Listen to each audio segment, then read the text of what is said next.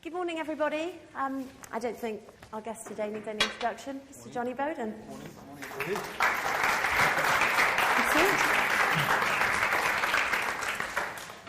We're going to keep it quite relaxed and informal today. I'm going to start off with a few questions, but we'd very much like to invite everybody to ask their questions as well as the interview progresses, and Johnnie has agreed to take any questions from the floor. So, first of all, thank you for coming today. It is absolutely fabulous to have you here. Is everybody okay? Can everybody hear us okay? Great, right. We're in business. So, first of all, obviously we want to start right back at the beginning. Yes. Where did it all begin? How did it all start? When I left university, I didn't, like most 21-year-olds, didn't know what to do, and I ended up taking a job in the city, which I thought was going to be quite good fun. But I was absolutely useless at it, and all the shares I recommended went bust, and I didn't really enjoy it either. But I was sent to America, which I'd always wanted to do. I'd watched Wall Street and thought I could pick up some pretty girls and with my English accent. But it was, actually, I was even worse as a stockbroker there. But two amazing things happened to me, or important things. The first was I noticed that a lot of my colleagues were buying clothes by mail order, and I'd never done this myself, and I thought, well, that's quite a good idea, and the clothes were quite nice, and I became a customer of quite a few American companies. And the second thing is I got a telephone call from a solicitor telling me that my uncle, who was very ill, had died. He'd left me some money, and it was enough money for me to buy myself a flat, and had a bit left over, and I decided, I did a few other things. I set up a record label, which was a disaster. I taught in a school, which I enjoyed, but it wasn't remunerative enough. I ran a couple of pubs, and then I thought, I've got no other options, and my wife said to me, you are a complete disaster. You have failed, you've had the most amazing start in life, and you're wasting it. I thought, I've got this idea of a mail-order clothing business. And she said, well, just bloody well do it. So I didn't really have a choice, actually. And I set up the business in 1991. What attracted you to it in the first place? As you say, you had such a diverse range of roles over those years. A lot of, as a teenager, I've always been quite camp. And I always liked clothes, although I couldn't draw. My room at school was covered in photographs that I ripped out of Vogue, and I'd always been interested. And I had an obsession with women's shoes. I remember at prep school there was a particularly beautiful woman who had really amazing legs, and I always look at her shoes. And so there was something in my genetic makeup, and also, I was unemployable. It was really the only thing that was left to me. Were there any other businesses that you sought to emulate at that time when you were starting out?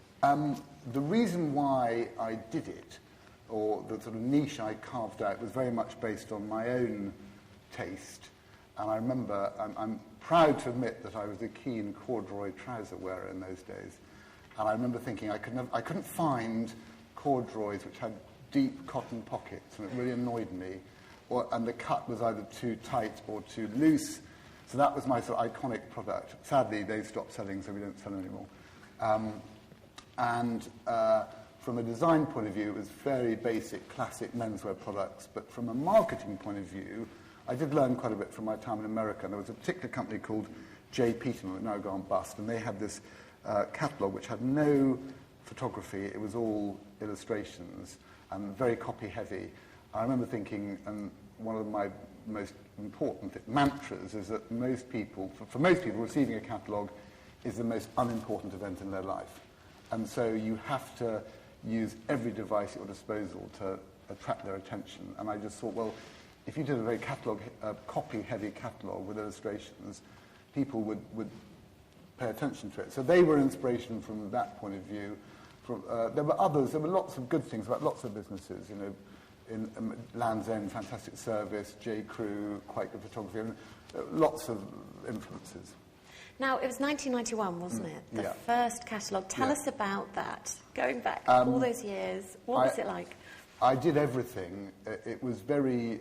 the great thing about I'm very lucky, and I suspect a lot of people in this room are also lucky to be doing something they enjoy. I've always enjoyed it, and it was a huge relief to be doing something I enjoyed, because I'd never in my life had any work satisfaction, real work satisfaction. So that was great. I had a very fantastic girl who started with me called Victoria, who still works for me. I had an amazing wife who is still with me, just. And they were both very supportive. It was, it was mad, really. I expect all of us, many of us in this room have been through it, where you do absolutely everything. And, of course, you get everything. You get most things. You only have to get 51% of things right to survive, but 49% was really terrible. And both in my management style, I was obsessed with all the wrong things. I'm getting really hysterical about the milk. We didn't have the right milk ordering process in the office, and you get really, it's very hard to work out what the priorities should be. But it was great fun. And can you remember how many orders that first catalogue generated? What were your best sellers? We sent out, I had a very fantastic marketing advisor called Justin Metcalf, who still helps us, and he was my marketing consultant, and we sent out 50,000 catalogues, and that was all pretty well organised. I rented loads of lists, and we coded them, all that sort of stuff. I think a good week was 10 grand. But we were hugely unprofitable. I mean, all the money that I inherited, I lost within about 18 months. So how did it progress from there?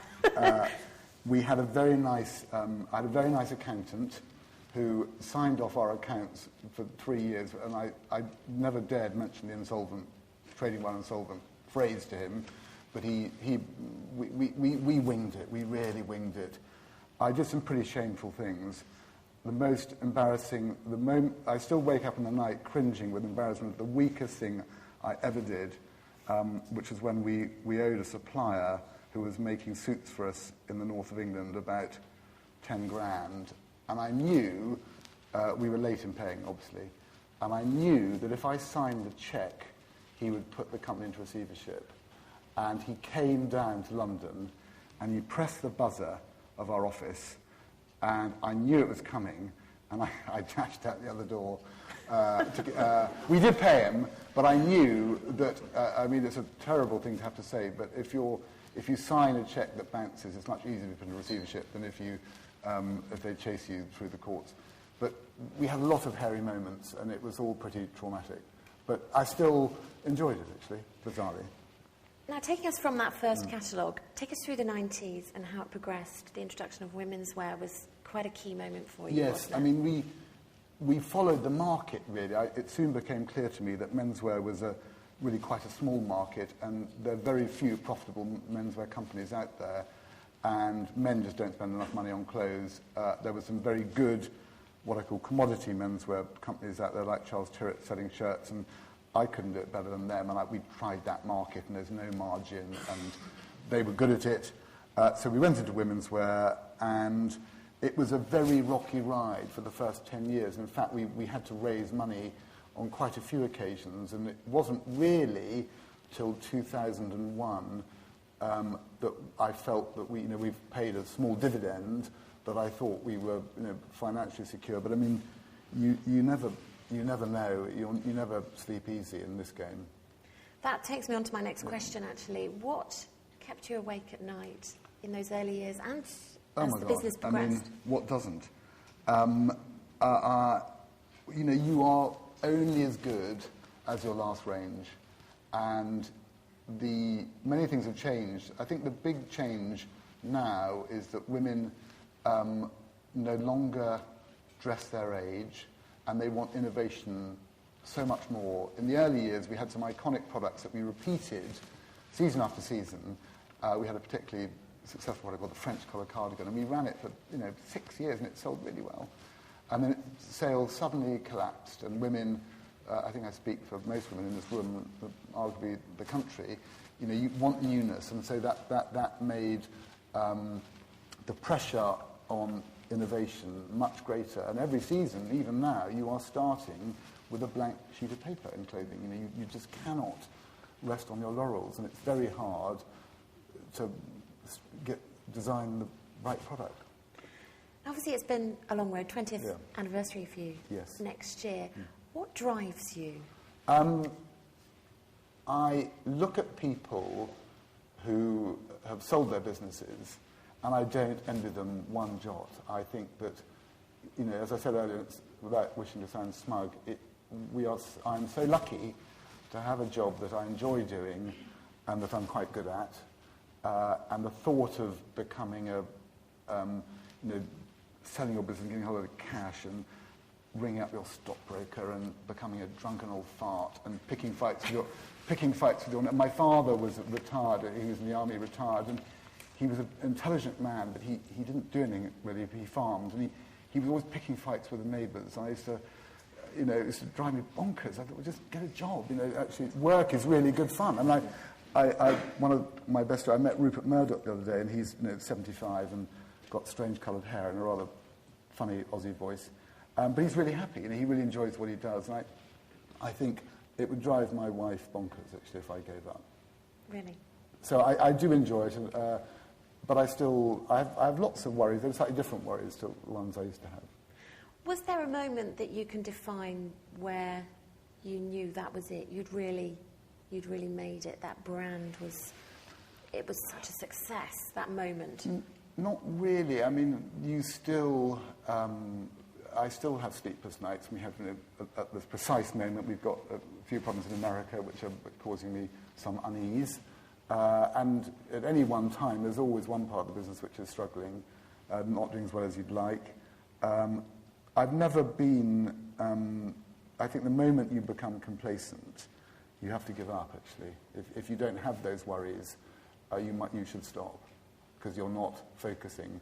Because business is, by its nature, very competitive, and there are always people snapping at your heels, doing things slightly better than you. I'm a friend of a chap called Julian Metcalf, who runs Pret a Manger, and he's one of the most inspiring guys. He's so self-critical, and you ask him how his sandwich chain is, and he says it's absolutely terrible. And there is so, and he said in confidence, I shouldn't really told you, but that's how I feel. There's so many things that I feel we could be doing better.